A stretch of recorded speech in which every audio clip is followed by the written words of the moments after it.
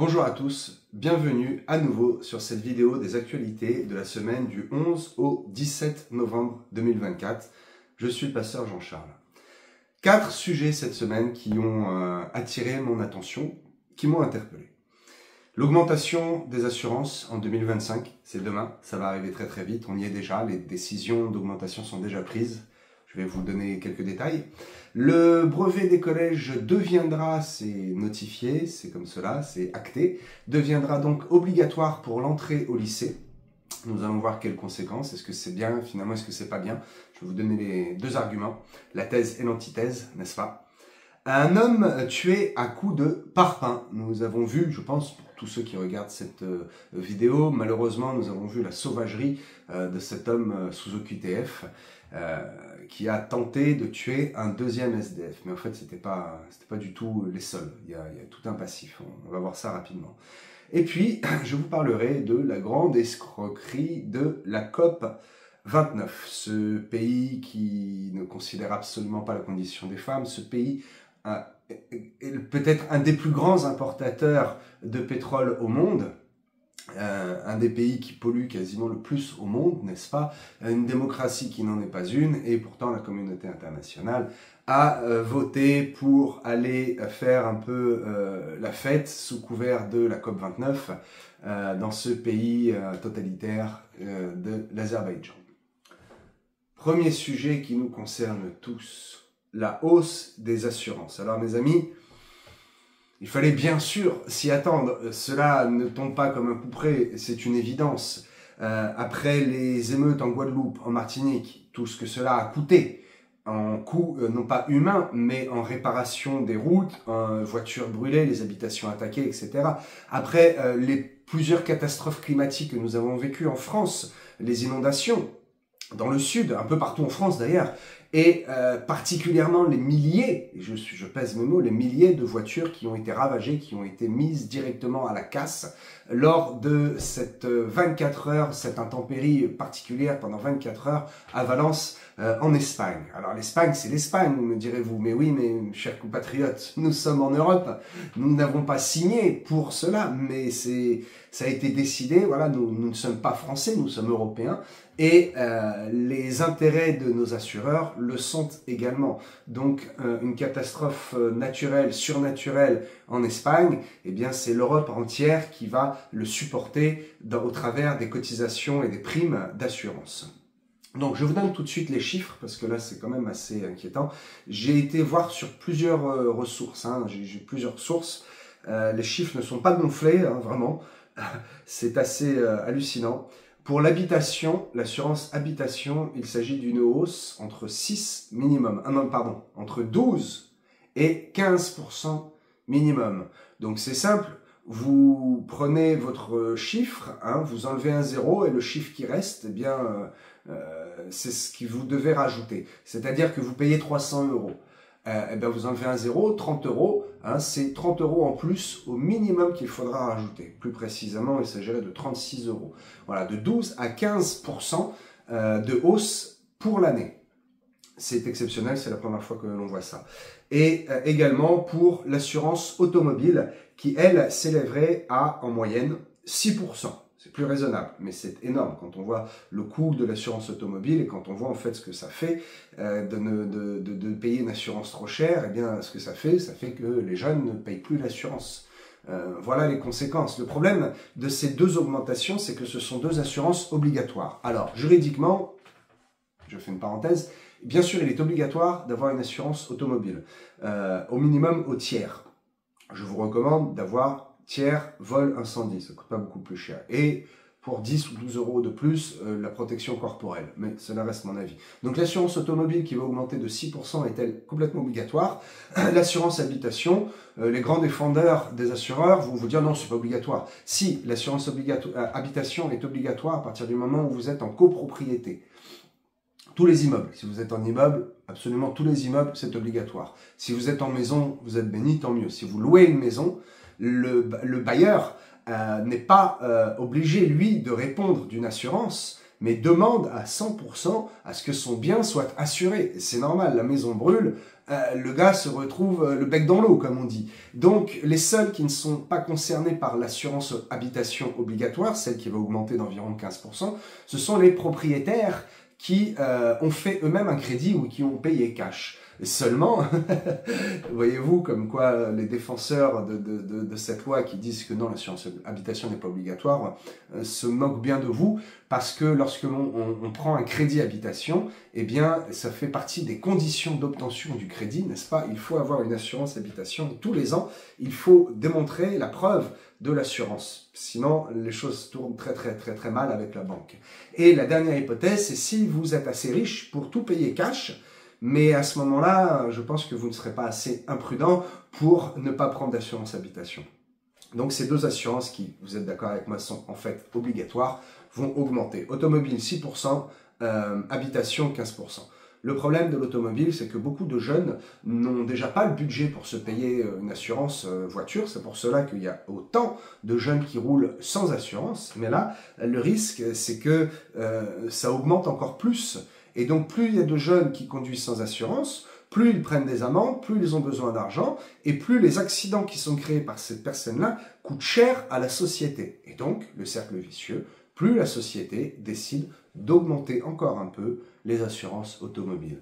Je constate malheureusement que plus les années passent, plus nous entrons dans cet adage bien connu d'un chanteur que je ne nommerai pas. Voyez-vous, quand c'est de moi, je dis que c'est de moi, mais là ce n'est pas de moi cet adage. Qui chante et qui dit finalement « Je travaille pour payer la voiture qui me sert à aller travailler ».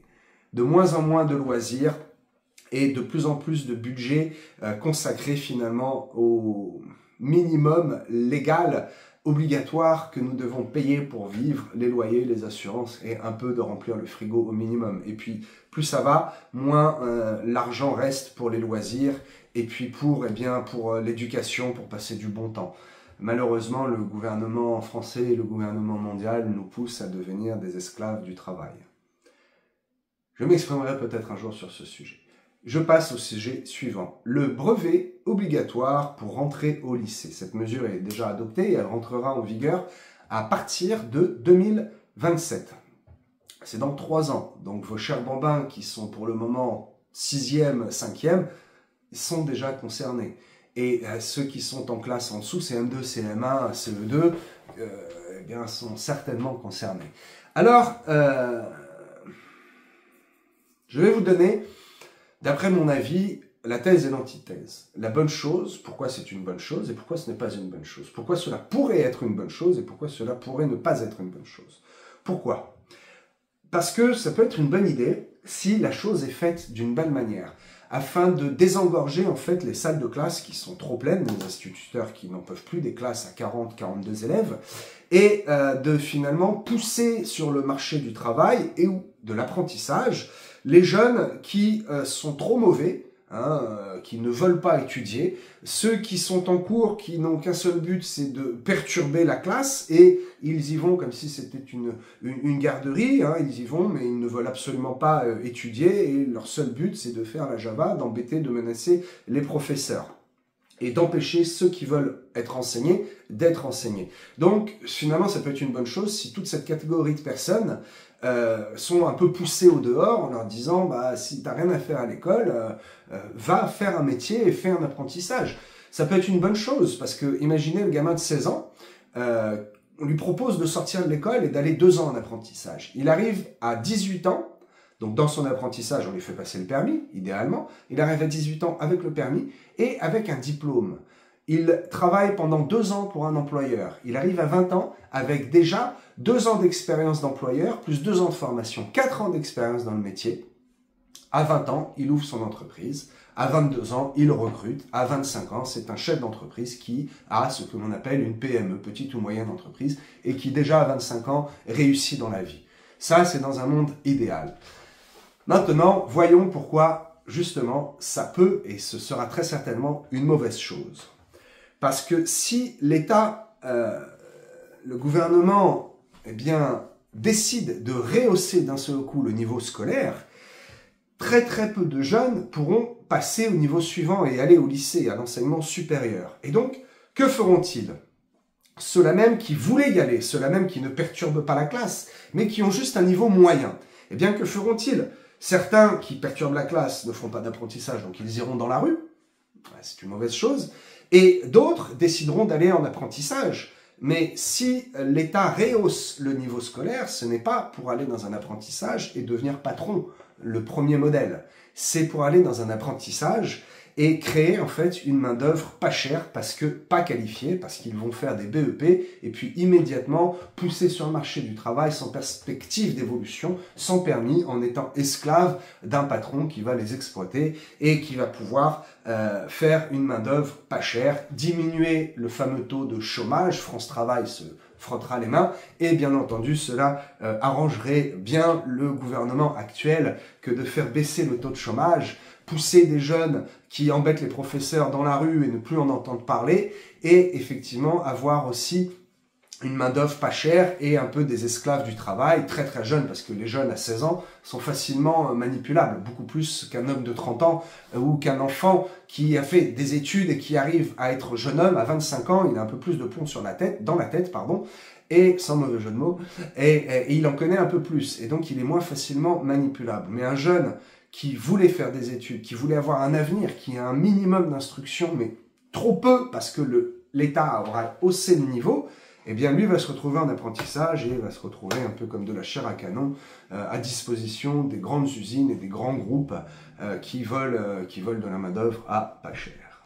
Bref, sujet suivant. Un Camerounais sous OQTF.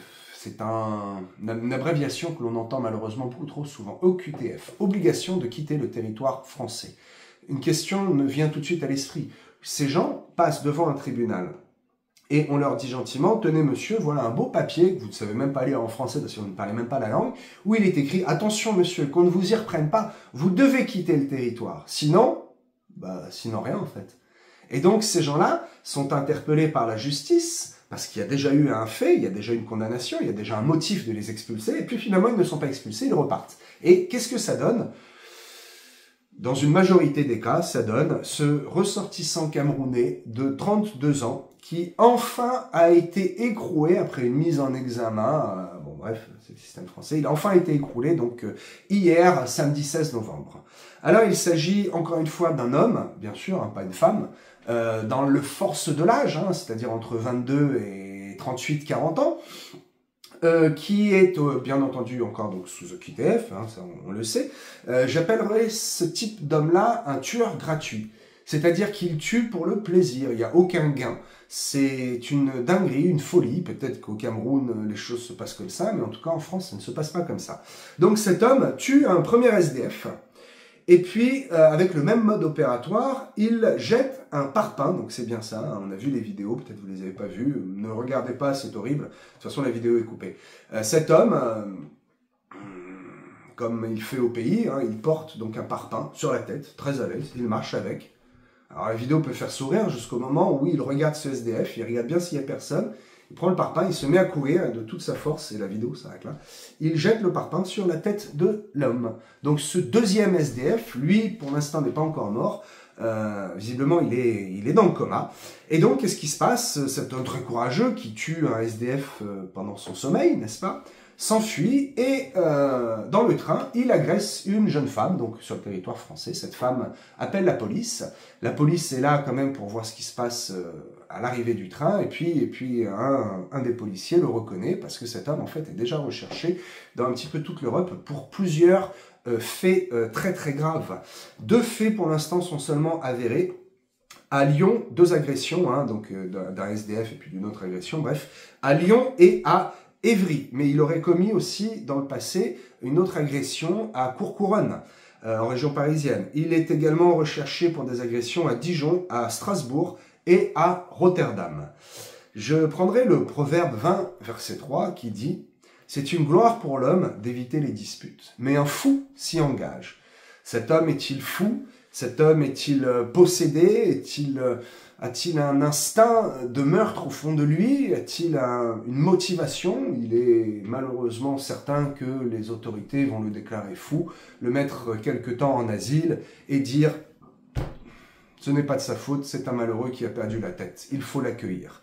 Je prends mes responsabilités lorsque je dis la chose suivante, c'est que cet homme est-il vraiment le seul responsable de ces abominations, de ces meurtres, de ces agressions? Eh bien non. Les premiers responsables, ce sont les magistrats, ce sont les jurés, ce sont ceux qui ont décidé, lors de leur première confrontation avec ce type d'assassin, cet assassin gratuit, comme je le nomme, ont décidé de le remettre en liberté, ont décidé de ne pas l'enfermer et l'expulser immédiatement, ont décidé d'appliquer la loi selon leurs propres mesures et leurs propres jugements, puisqu'on les appelle des juges. Premièrement. Et deuxièmement, c'est bien sûr de la faute de ces associations d'extrême gauche qui encouragent, défendent et même vont encore plus loin, font venir, organisent des réseaux pour faire venir ces gens-là. Et là, j'utilise l'expression, oui, ces gens-là, qui est péjoratif. Parce que ces gens-là n'ont aucun amour pour l'humain et aucune notion de la vie. Ils ne viennent que pour dépouiller, que pour voler, pour prendre, pour terroriser. Et donc, ces gens-là, eh bien, nous les nourrissons, nous leur ouvrons la porte de notre pays et beaucoup militent pour qu'ils aient le droit du sol et qu'ils aient des papiers français, les allocations et un logement digne, qu'ils restent sur notre territoire. Mes amis, faisons attention à qui nous votons aux prochaines élections. Mais cela, ça reste entre vous et le secret de l'urne, entre vous et Dieu. Le dernier sujet, un sujet qui pourrait paraître drôle, qui me fait sourire tellement c'est absurde. La COP 29 en Azerbaïdjan. C'est aussi ridicule que si, suivant le climat actuel, suivez-moi bien, c'est aussi ridicule que si je disais que la COP 30, l'année prochaine, aurait lieu donc en Russie, avec M. Poutine et comme présidente Mme Marine Le Pen, qui est sur le point d'être inéligible. Peut-être j'en reparlerai plus tard, j'attends que la situation évolue. Donc nous sommes ici en Azerbaïdjan du 11 au 22 novembre pour la COP 29. Qu'est-ce que ça veut dire la COP 29? C'est quoi? À quoi ça sert? Ce sont les dirigeants mondiaux qui se réunissent pour discuter des solutions à apporter au changement climatique. Bon, en fait, il s'agit de gros pontes, les plus riches, les plus influents hommes du monde, qui se réunissent pour réfléchir ensemble sur le moyen de limiter la pollution. Eux-mêmes étant venus chacun, 150 et quelques nations, chacun étant venu avec au moins un jet privé. Donc il va, il vient, il se déplace en hélicoptère, en SUV, bon. Et ce sont ces mêmes gens-là qui vont nous faire la morale à nous, n'est-ce pas? Mais au-delà de cette absurdité, le vrai scandale, le vrai problème, c'est le lieu. Où a lieu cette COP 29 qui réunit les plus grandes puissances mondiales et qui donc accepte de venir dans ce pays? À Bakou, capitale de l'Azerbaïdjan. Un Azerbaïdjan, peut-être que ça vous évoque quelque chose, je vais en parler. Pourquoi ça vous évoque quelque chose? Ils ont fait quelque chose d'incroyable il y a un an. Donc l'Azerbaïdjan, pays très dangereux, dont la France, écoutez bien, recommande à ses propres ressortissants, et même aux ressortissants binationaux, ça veut dire les Français qui sont de nationalité française et azerbaïdjane, recommande fortement de ne pas se rendre sur le territoire sous aucun prétexte, parce que c'est un territoire très dangereux. Officiellement une république, mais en réalité une dictature. Parce que, savez-vous depuis combien de temps le président est en place? Depuis plus de 20 ans, depuis je crois, il me semble 2003. Plus de 20 ans que le président est en place. Alors même s'il y a des pseudo-élections, vous imaginez bien qu'en 20 ans, il ne se serait pas fait réélire, surtout avec le régime de peur qu'il fait régner, les menaces.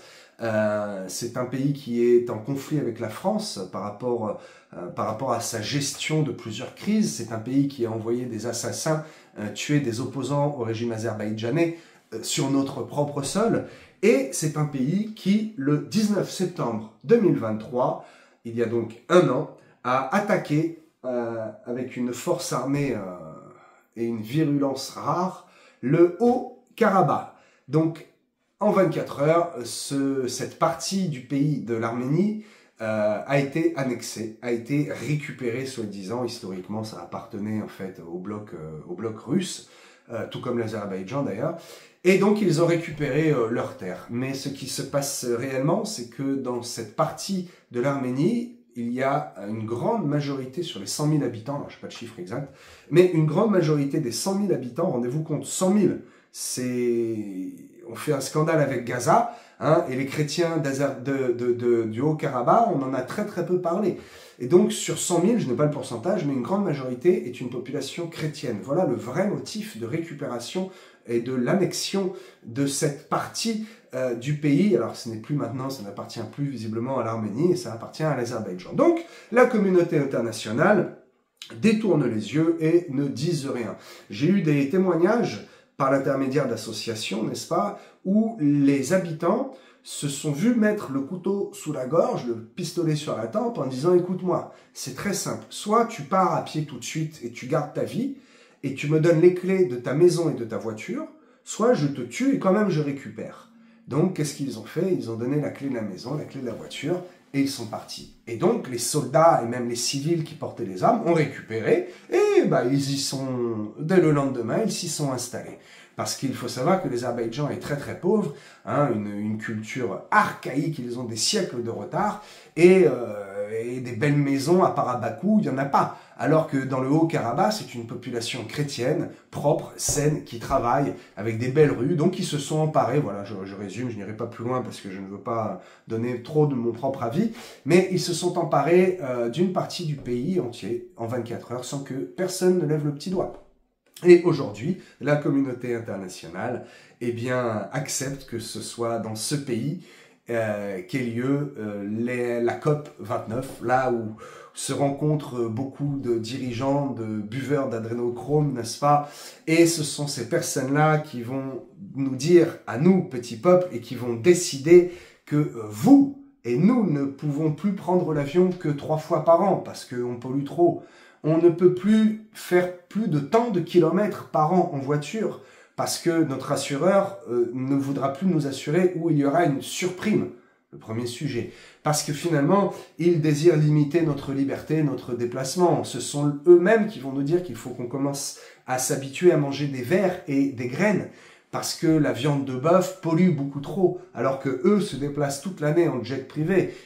Ils mangent, ils boivent, ils font la fête, et ils font des choses abominables, et ils se rient bien de ce que le petit peuple subit, ce qu'ils désirent nous imposer. Et ici, à la COP 29, il y a des journalistes, il y a le monde entier qui est au courant, et la communauté internationale, c'est peut-être ça le pire, regarde et accepte avec un grand sourire. Les journalistes disent que oui, c'est tout à fait normal et il n'y a aucun problème à décider de votre avenir dans ce pays de criminels de l'Azerbaïdjan. Alors, mes amis, pour terminer, j'espère que le monde se réveille. C'est peut-être bien parti pour l'année prochaine. J'imagine mal le président, M. Trump, participer à cette escroquerie sans lever le petit doigt, sans rien dire. Je pense que sa prise de présidence va changer les choses au niveau mondial. Espérons-le, nous verrons dans quelques temps si le monde change. Je l'espère. Soyez en paix, soyez bénis, je vous donne rendez-vous à la semaine prochaine pour 4 nouveaux sujets d'actualité. À la semaine prochaine.